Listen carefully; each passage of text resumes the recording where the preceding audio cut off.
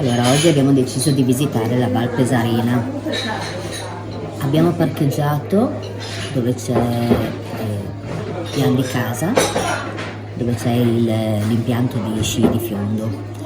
Visto che la strada era interrotta e il resto del percorso non sapevamo come fosse, se battuto, anzi non era battuto questa mattina, abbiamo deciso di percorrere lungo la strada.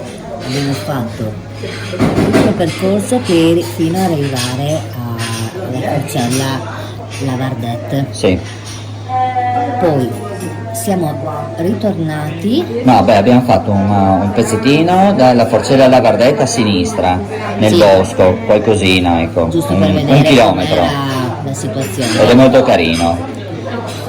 Poi siamo ritornati indietro. E abbiamo preso invece questo percorso, Sì. no, che è il 203, Sì. solo che invece di arrivare fino alla casera Mamoyas, Sì. abbiamo percorso fino a questo punto e abbiamo attraversato per scendere nuovamente sulla strada.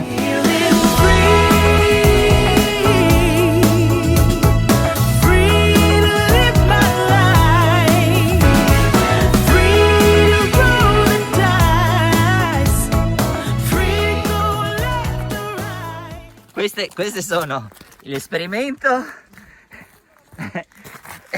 Scarponcini, si parte. Perché sennò ci raffreddiamo i piedini. Andiamo. Bravissima.